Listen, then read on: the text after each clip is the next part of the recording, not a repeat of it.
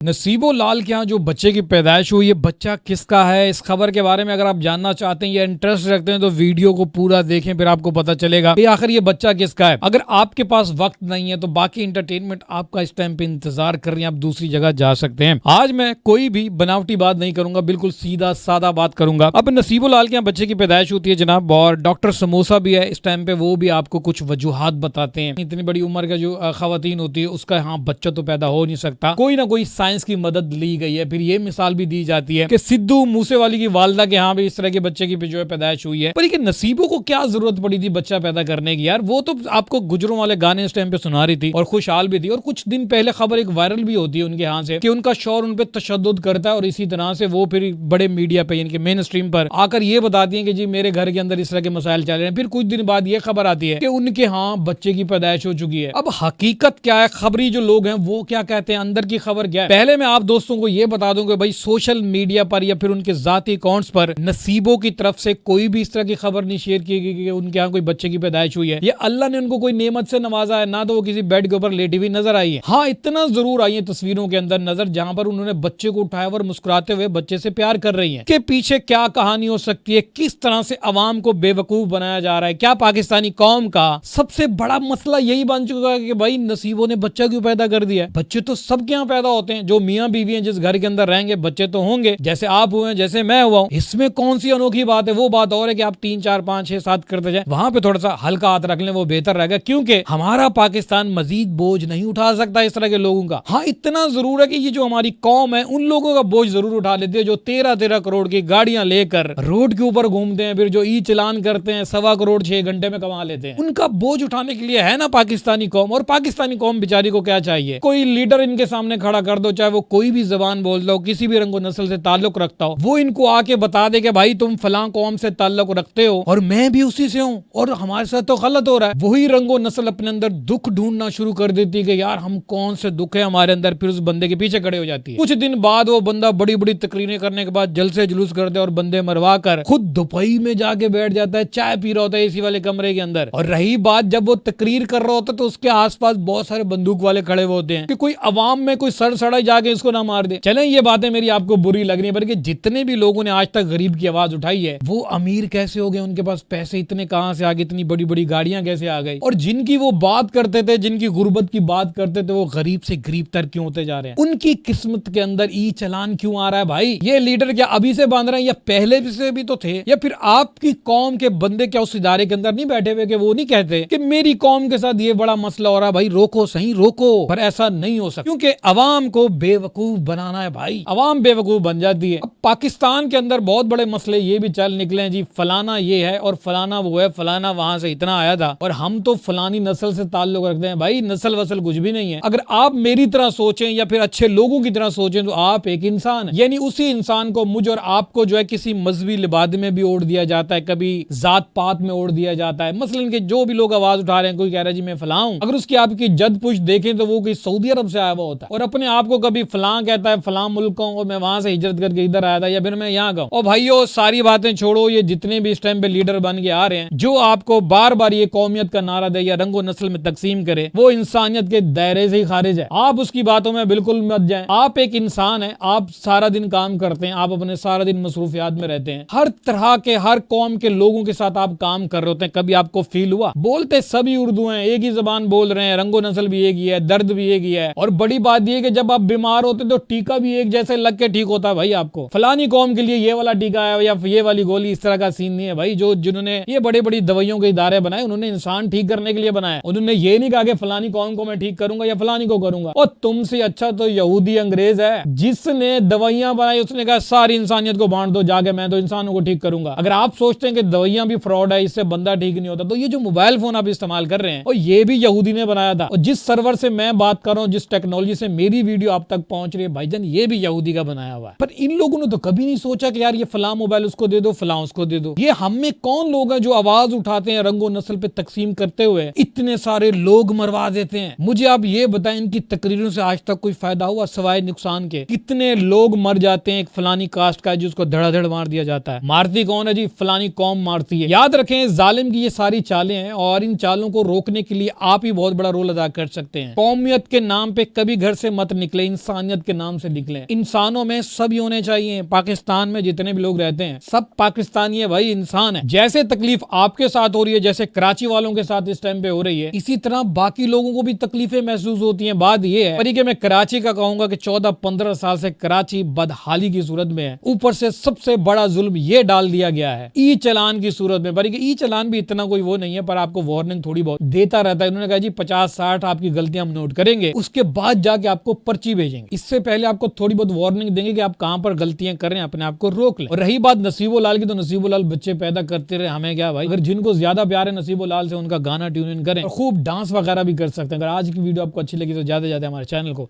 Like और subscribe जरूर कीजिएगा।